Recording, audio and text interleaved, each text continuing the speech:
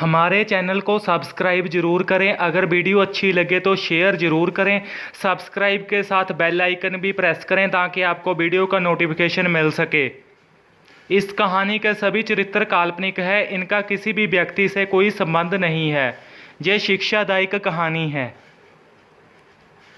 दिल्ली की हसीना। एक बार एक लड़का दिल्ली घूमने के लिए जाता है। वहाँ उसे एक लड़की मिलती है। वह सच में ही दिल्ली की हसीना होती है और वह उसको देखने लग जाता है और पूछता है, हाय कैसी हो? तो वह बहुत ही रौब वाली होती है। वह उसका जवाब दिए बिना ही वहाँ से निकल पड़ती है और वो देखता ही रह जाता है। फिर वह उसे दिल्ली में ही बहुत बार ढूंढता है मगर वो उसे मिलती ही नहीं। फिर वह दिल्ली घूमकर अपने घर वापस आ जाता है। फिर उसे गली में एक पेंडू मत की बदतमीज लड़की मिलती है। वह उसे आंखें काटने लग जाती है और वह उस टाइम तो इतना गौर ही नहीं करता, मगर फिर कई दिन बाद फिर वही लड़की उसे आंखें फाड़ फाड़ कर देखती है। फिर वह उसे जाकर पूछता है, क्या हुआ? तुम ऐसे ही आंखें फाड़ कर मुझे क्यों देख रही हो?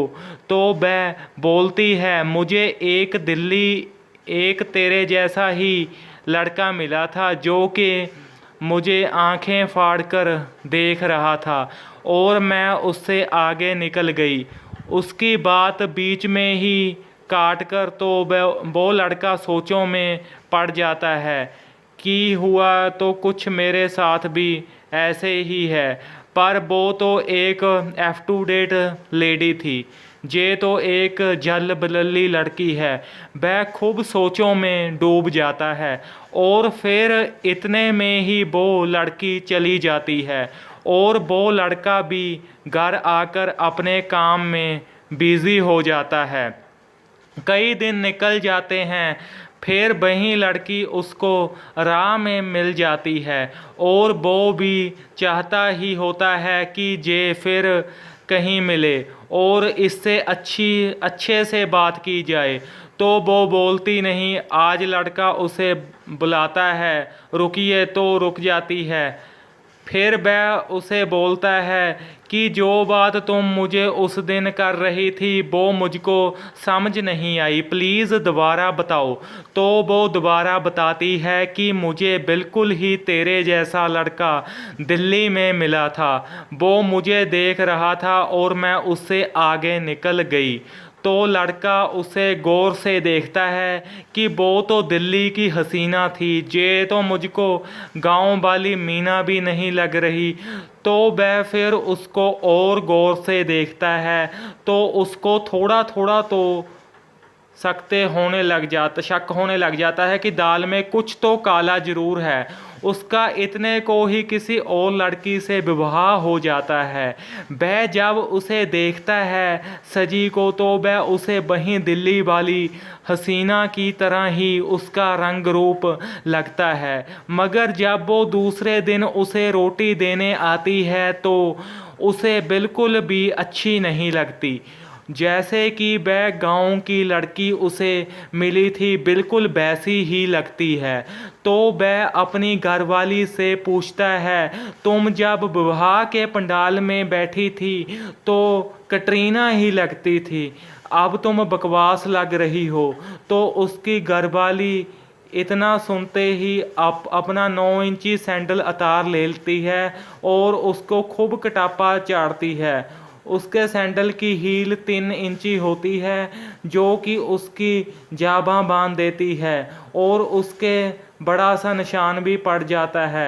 फिर उसको काफ़ी टाइम बाद वही लड़की मिलती है और उसे वह बताती है कि दिल्ली में मैं ही तुमको मिली थी।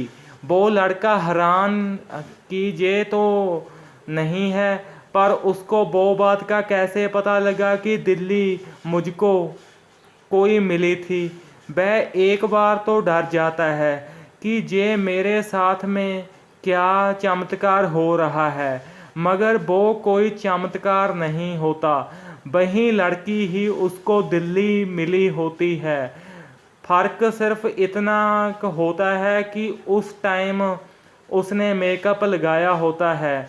वह उसे बताती है मेकअप का भुलेखा नहीं पड़ सकता, ज़रूर ही कोई बात और होगी। पर फिर वह सोचता है कि मेरी घरवाली का भी तो मुझे ऐसे ही भुलेखा लगा था, पर वो ये बात पर यकीन ही नहीं करता और उस लड़की को भूत मान लेता है और उससे डरने लग जाता है और मन ही मन प्रार्थना करता है कि अब ये चुड़ैल मुझे कभी भी ना मिले। तो वो चली जाती है।